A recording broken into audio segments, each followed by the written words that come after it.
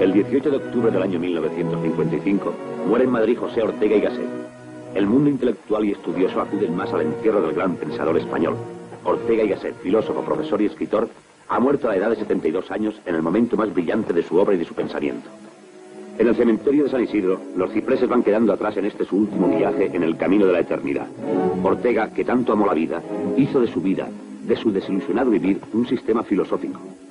La vida, la suya y la de la comunidad, tiene para él una tremenda resonancia. La vida es acción, es drama. Es lo más propiamente humano, dice Ortega. Al hombre se le dan su cuerpo y su alma, pero con ellos ha de hacerse la vida de cada uno, no la vida en general. Ortega ha muerto. La tierra, que no es sino tierra, es su última morada. Pero allá arriba, en el aire, en el mundo de la inteligencia, están sus ideas, sus meditaciones, sus pensamientos. Y el cielo ahora se rompe en un destello luminoso.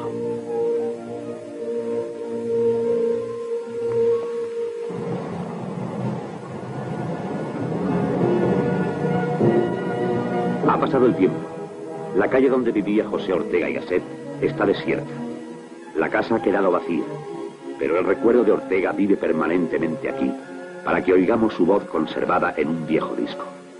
La vida es que hacer, y la verdad de la vida, es decir, la vida auténtica de cada cual, consistirá en hacer lo que hay que hacer y evitar el hacer cualquiera cosa.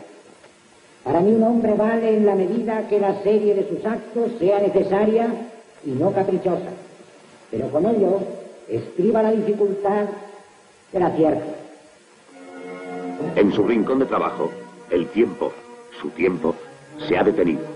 Su mesa, su silla, su retrato están ahí, en esa inmovilidad de la espera. Y como si volvieran a la realidad de su existencia, nos hace volver a oír de nuevo la voz de Ortega. La vida verdadera es inexorablemente invención. Tenemos que inventarnos nuestra propia existencia, y a la vez este invento no puede ser caprichoso. El vocablo inventar recobra aquí su intención etimológica de hallar. Tenemos que hallar, que descubrir la trayectoria necesaria de nuestra vida, que sólo entonces será la verdaderamente nuestra, y no de otro o de nadie, como lo es la del frívolo. Nos encontramos como un poeta a quien se da un pie forzado. Este pie forzado es la circunstancia. Se vive siempre en una circunstancia, única e ineludible. Ella es quien nos marca con un ideal perfil lo que hay que hacer. Esto he procurado yo en mi labor. He aceptado la circunstancia de mi nación y de mi tiempo. José Ortega y Gasset trabajaba en los últimos momentos de su vida, al igual que Sócrates, condenado a morir, ensayaba una nueva melodía musical, para saber una cosa nueva cuando llega la muerte. Con la mirada triste, ese 18 de octubre le llega la muerte a Ortega, para que deje de escribir, de pensar y de aprender.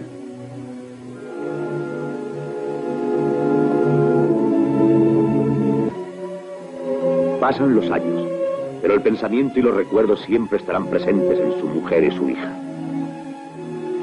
El dolor pasa, dice Nietzsche, quiere el placer, en cambio, eternidad. Cuando trabajaba, le gustaba quedarse solo. Mas cuando el hombre se queda solo, dice Ortega, descubre que su inteligencia comienza a funcionar para él, en servicio de su vida solitaria. En eso que San Juan de la Cruz llamaba soledad sonora de la vida.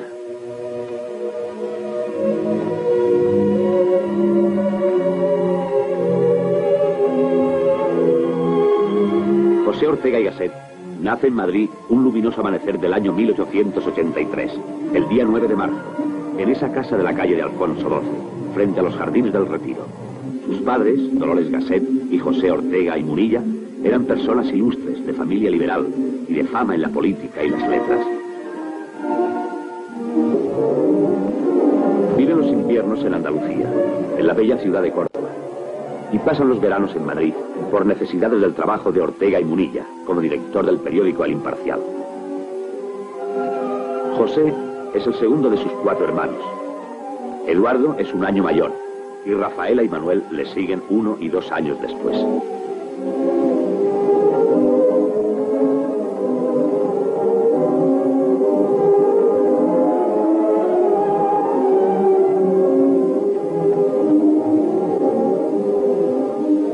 Eduardo y José marchan a Málaga para estudiar internos en el Colegio de los Jesuitas de San Estanislao de Miraflores, en El Palo, un barrio en las afueras de Málaga.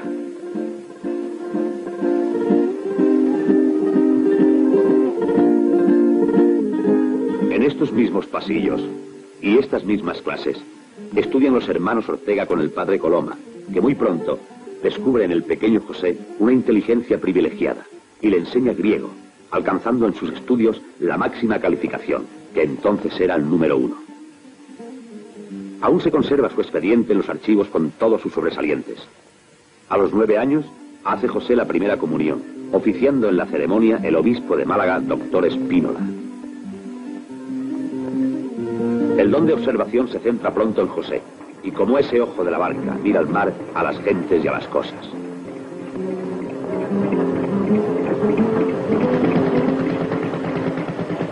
En Marbella vive las vacaciones en la finca de San Joaquín, de la familia de los Chinchilla, sus abuelos. Pasa largas temporadas en esa casa, bajo los árboles y la vegetación casi tropical de la costa de Málaga, en ese maravilloso lugar que ahora llaman Costa del Sol, y es centro de reunión del turismo internacional.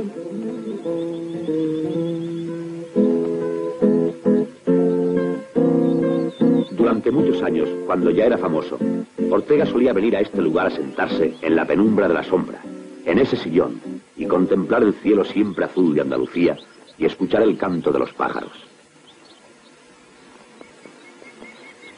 A los 14 años recibe el título de bachiller en el Instituto de Segunda Enseñanza de Málaga.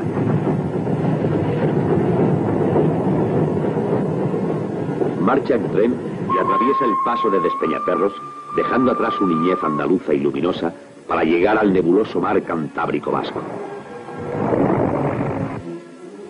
Eran los años de la guerra de Cuba y de la pérdida de las provincias de ultramar, los años críticos que más tarde alguien llamaría de la generación del 98. Estudia en la Universidad de Deusto, pero pronto marcha a examinarse en Salamanca. Estudia las carreras de Derecho y Filosofía y Letras. Se examina con Miguel de Unamuno, el gran poeta y pensador, de quien recibe las primeras enseñanzas de la filosofía griega de Pitágoras, Demócrito y Anaxágoras. Y estudia el pensamiento filosófico de Parménides. El ser es, el no ser no es. Hay un mundo sensible y un mundo inteligible. La percepción sensible es ilusoria, lo que años más tarde definiría Ortega, diciendo que las propiedades esenciales de un ser son las mismas que las propiedades esenciales del pensar. Una y la misma cosa es ser y pensar. De la mano de Fray Luis de León, Ortega marcha a Madrid y se instala con su familia en la calle de Goya número 6, esquina Serrano. Eran los años castizos y verbeneros de un Madrid de sainete con olor a churros.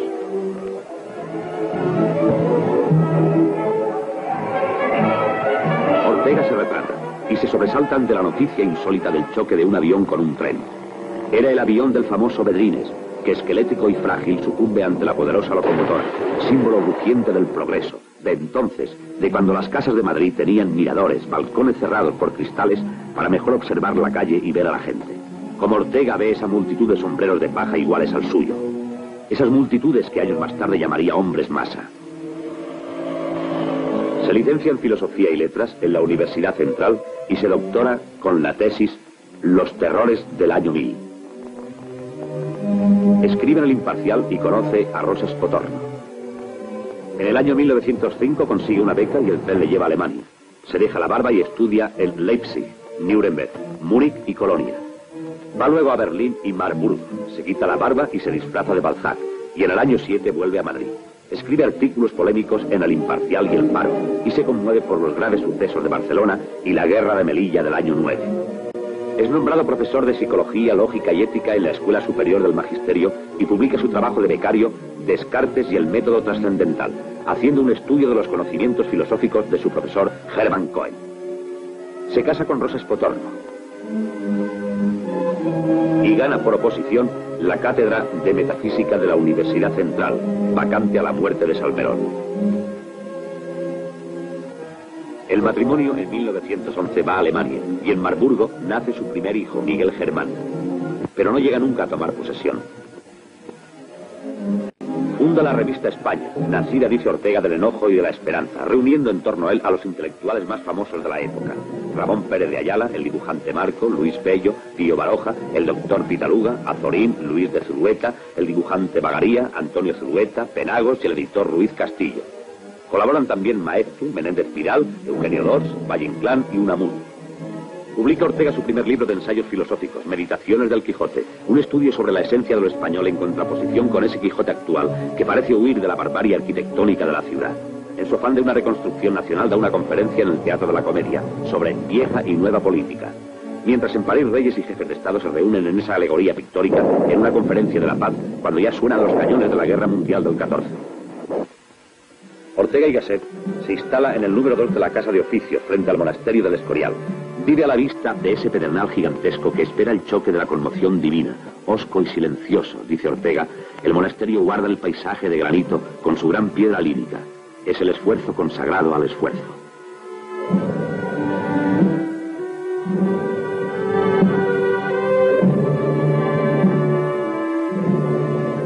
El verano de 1915 recorre Ortega y Gasset Asturias. Va a descansar de la vida castellana. Le acompañan Pío Baroja y Azorín, sus grandes amigos. En sus notas de andar y ver, analiza el contraste de la tierra castellana, clara y seca, y la gris, brumosa y montañosa Asturias. Los puertos asturianos, dice, son lugares sublimes, majestuosos, de prócer soledad. Castilla es ancha y plana, Asturias es angosta y de redondos collados que miramos con tacto sensual. El campo es un hogar, el hombre trabaja y descansa en el campo y sueña y canta canciones desde hace 1000 años.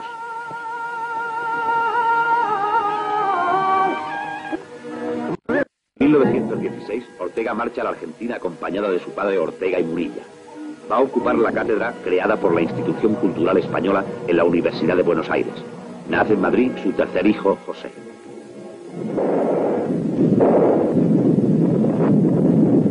En el mar, la guerra total no respeta la ley internacional y es torpedeado en Lusitania, un barco de pasajeros desarmado e indefenso.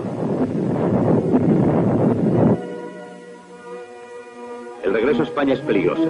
Ortega queda en Málaga cierto tiempo y vuelve a Madrid instalándose en la calle de Serrano 47, un lugar apacible entonces, en un Madrid dormido y sordo al estruendo angustioso de la guerra europea. Escribe Ortega sus primeras colaboraciones en El Sol que dirige Ugoiti y en el verano va con su familia a San Sebastián. Allí acuden las gentes del interior, va a la llamada del mar y se inventa la playa. Los frágiles aviones evolucionan sobre las aguas de la Concha, la playa más bella de Europa. Eran los tiempos de los baños de mar, de las casetas y sobre todo del recato en el vestido, porque muy pocos se arriesgaban a meterse en el agua.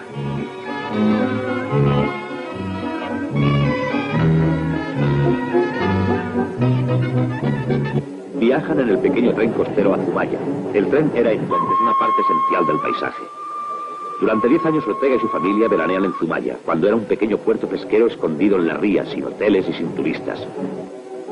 En esos años, Ortega escribe la revista unipersonal El Espectador, que más que revista es una obra íntima, y se confiesa al escribir cuando dice que su juventud se ha quemado entera al borde del camino que España lleva en la historia. En la calle del Secretario número 3 alquila Ortega una casa al señor Ibarguren, con galería de cristales que dan a la ría. Aún se conserva en la casa el recuerdo de Ortega en ese retrato reciente.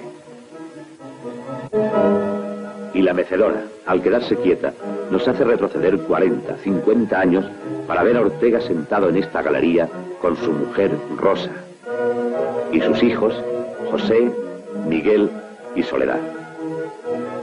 Tiene Ortega 37 años. Aquí en este lugar trabaja y por esa ventana contempla el paisaje marinero del puerto de Zumaya.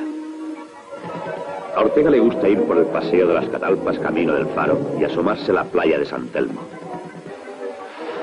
y desde el alto de Gárate ver el ratón de Guetaria. Va a la casa de Zuloaga, en donde hacen la tertulia, y se retrata con Salaverría, Azorín, el pintor Zuloaga, Isabel Aranguren y Pío Baroja. Y no puede faltar en la playa donde las mujeres de entonces tomaban el sol bajo una sombrilla, suficientemente vestidas, al igual que va Ortega con sombrero, pero ya sin bigote. Construye el asilo de ancianos con la colaboración de sus amigos Belmonte, Zuloaga, Lasalle y Guilis, toreando el propio Ortega en compañía de Belmonte en un festival y retratándose años más tarde con Machaquito en Córdoba.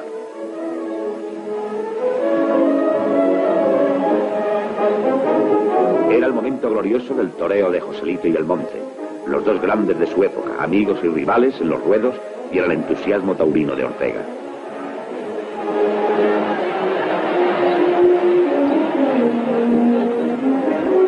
Por los caminos de Castilla va Ortega en busca del alma de España, en ese paisaje inhóspito, con la iglesia en medio, con su brava torre alerta y el campo silencioso y mudo.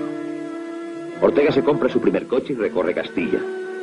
En estas tierras, dice en notas del vago estío, el sol del mediodía crea una soledad mucho más medrosa que la de la noche profunda. Publica España invertebrada y llama a los castillos catedrales del paisaje.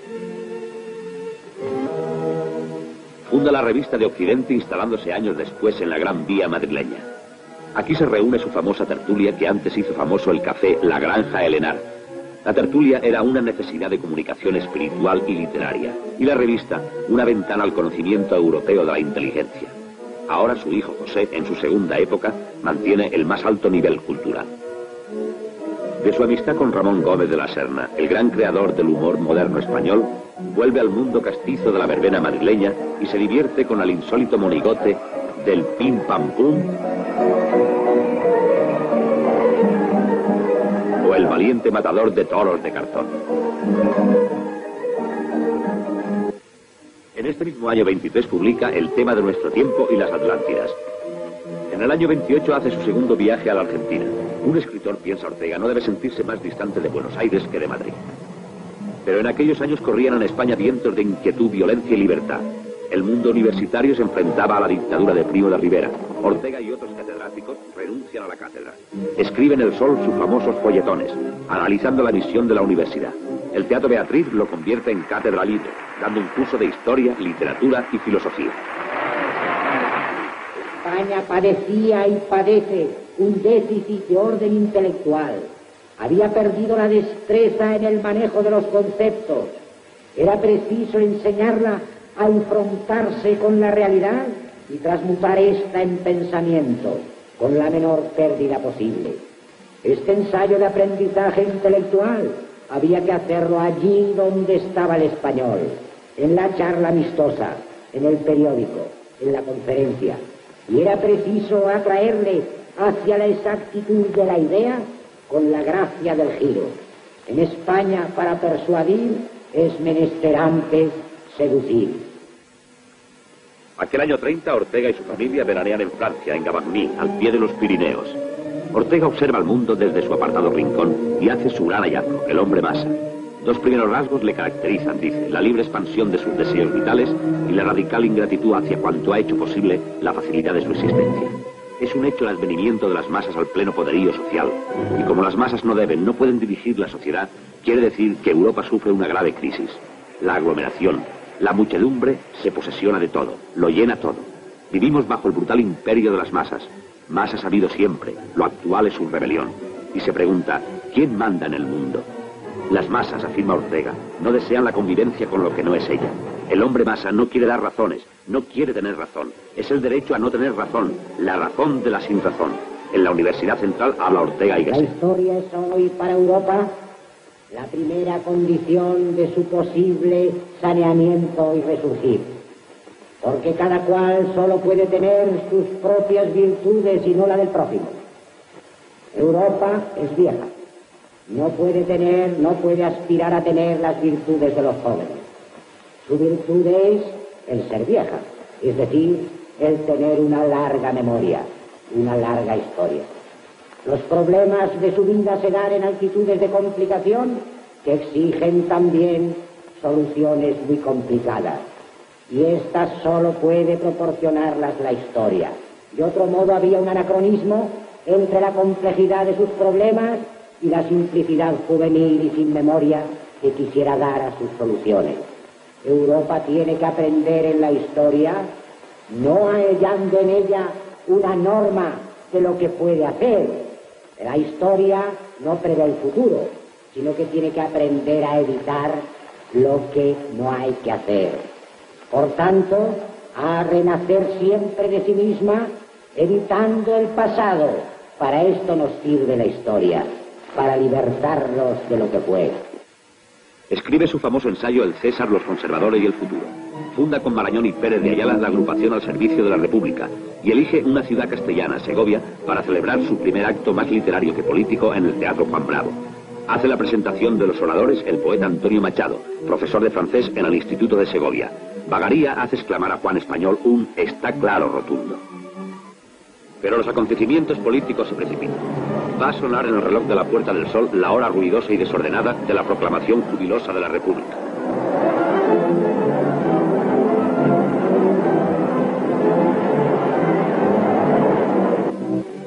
Ortega es elegido diputado por la provincia de León para las Cortes Constituyentes. Interviene en el Parlamento, escribe en La Voz y en Crisol y publica La redención de las provincias. Pero la política toma un agrio perfil y Ortega marcha a Granada. Por primera vez las cámaras de cine fotografían a Ortega en esos fotogramas elementales y mudos que hacemos hablar con su voz conservada en un disco del Centro de Estudios Históricos. Mientras se ha estudiado vanamente, claro está, cuál es la buena política frente a la mala, nadie se ha resuelto a preguntarse qué es la política, sea buena o mala. Es decir, ¿por qué en el universo existe esa realidad tan extraña, tan insatisfactoria, más a lo que parece tan inevitable, que llamamos política? Pero la calma de sus jardines contrasta con la pasión parlamentaria y la demagogia. Demagogia es eso que Macaulay califica como una forma de degeneración intelectual. Ortega rechaza la banda de la República y se retira a su cátedra en la recién inaugurada ciudad universitaria. Vamos pues a ver en mi curso qué significan y son, de modo preciso, cosas como colectividad e individuo, sociedad, usos, desusos y abusos, horda, tribu, ciudad, pueblo, alma colectiva, lenguaje, opinión pública, poder público, Estado. En Santander asiste a los cursos para extranjeros en la Universidad Internacional de Verano y el 18 de julio estalla la Guerra Civil.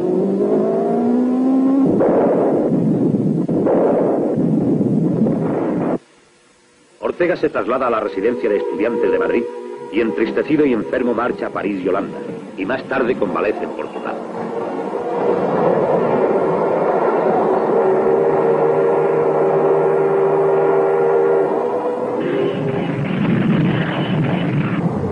En agosto del año 39, ya terminada la guerra civil en España, hace su tercer viaje a la Argentina, donde permanecerá 3 años dando conferencias y escribiendo. Mientras en Europa empieza la Segunda Guerra Mundial, que arruinará al mundo y causará la muerte de millones de seres humanos no beligerantes. Regresa a Portugal y se instala en Lisboa para estar más cerca de España. Publica Ideas y Creencias y finalmente en 1945, en agosto, entra en España por primera vez después de la guerra. Se retira a San Sebastián y renuncia a todo comentario sobre la situación de España y el mundo. Cuando se hace un largo viaje, se trae algo que contar. Por tanto, yo tendría o que no decir nada, que es lo que voy a hacer, o decir demasiado. Visita la finca de su amigo Domingo Ortega, el otro Ortega, y se va a descansar en el año 48 al Hostal de la Calandria, en la granja de San Ildefonso, en la Sierra Segoviana.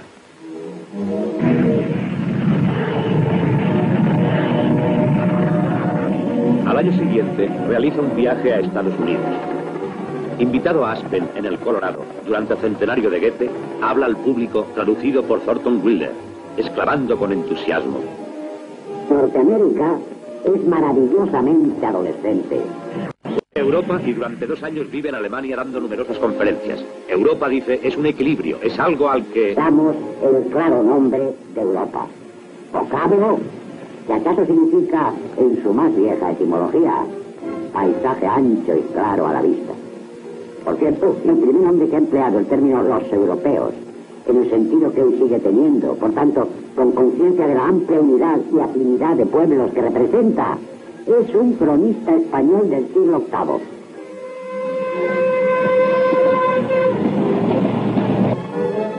Regresa a España ya algo cansado, y resentida su salud, se instala en la calle de Montesquinza, pero no se integra a su cátedra, recibiendo en el año 1953 su jubilación por haber cumplido la edad reglamentaria. Se presenta a la nueva juventud en el Ateneo con una conferencia sobre idea del teatro.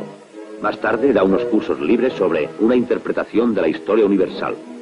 Un hombre no tiene naturaleza, sino que tiene historia. Revisa sus publicaciones, sus libros traducidos en el mundo entero.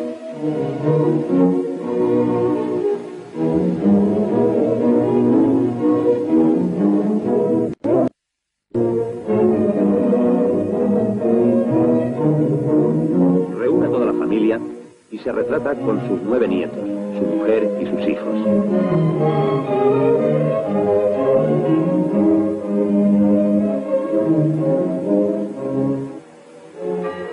En el verano marcha a Fuenterrabía, instalándose en una casa del barrio viejo a la vista de la catedral.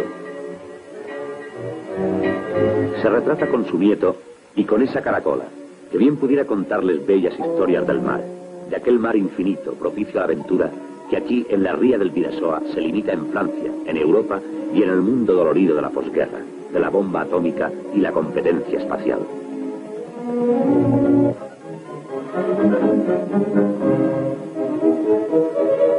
Al año siguiente va a Londres y en Italia da su última conferencia. En el verano del 55 realiza una excursión a Asturias en busca de la calma y la suave melancolía de sus valles y se retrata por última vez acompañado por su mujer y el profesor García Gómez. Y termina la excursión en la finca del arquitecto Varela y de su hija Soledad, el Coto de Castilleja, cerca de Valladolid. Alguien le hace un reportaje cinematográfico sonoro, el único que existe de su vida, realizado al aire libre y en lugar poco propicio para la voz y la actitud del conferenciante, que ahora podemos presentar. Cuando hace 30 años los políticos peroraban ante las multitudes, solían rechazar esta o la otra medida de gobierno, tal o cual desmán, diciendo que era cosa impropia de la altura de los tiempos. Es curioso advertir que la misma razón daba Trajano en su famosa carta a Plinio para que no se persiguiese a los cristianos en virtud de denuncias anónimas. Ha habido pues en la historia varias épocas que se han sentido a sí mismas como arribadas a una altura. Tiempos en que se llega al término de un viaje. Momentos en que se cumple un afán antiguo y se llega una esperanza. Es la llamada plenitud de los tiempos. Como nosotros hemos asistido a la conclusión de una de estas épocas y navegamos ahora por otra exenta de plenitud, nos interesa meditar sobre el carácter extraño de esos tiempos tan satisfechos de sí mismos. Hace 30 años, en efecto, creía el europeo que la vida humana había por fin llegado a ser lo que debía ser, lo que desde muchas generaciones antes se venía anhelando que fuese. Por lo visto, para que haya tiempos de plenitud es pues necesario que haya habido antes otros tiempos que vivieron aferrados a un deseo o ilusión, tiempos de afán y de esperanza, de ardientes precursores, de contraste entre una ambición clara y la realidad que no le corresponde. Pero por fin llega un día en que el viejo deseo se cumple, la realidad lo recoge y obedece. Hemos puesto el pie en la altura prevista, en la meta anticipada. La historia hace en aquella jornada balance emparejando el debe y el haber. Pero esta dicha de cumplimiento arrastra en sí un germen fatal. El que está satisfecho es que ya no desea. Los deseos que tuvo se cumplieron. Y el deseo muere de satisfacción como muere el tábano afortunado después del vuelo nupcial. He aquí por qué a estas épocas de aparente plenitud siguen otras de extrema desazón como la nuestra. El hombre ha perdido el don de desear y no sabe bien para qué vivir. Porque el deseo, señores, es lo mejor de la vida. Y una vez más llevaba la razón Cervantes cuando decía, cuando aseguraba que es más divertido el camino que la posada. Pero la vida de José Ortega y Gasset está llegando ya al final del camino, de su tiempo, que como el de todos, tiene sus horas contadas. Se va quebrando. Y ya enfermo, siente que la plenitud de su vida es en realidad una conclusión.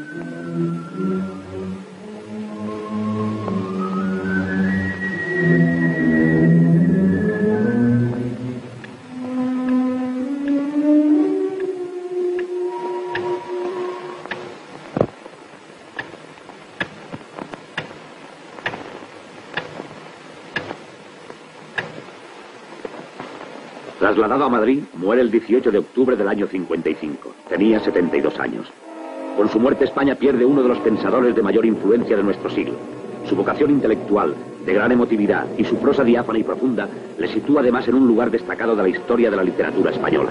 Y a través de su trato ha dejado una enorme influencia en gran parte de la juventud y la intelectualidad española.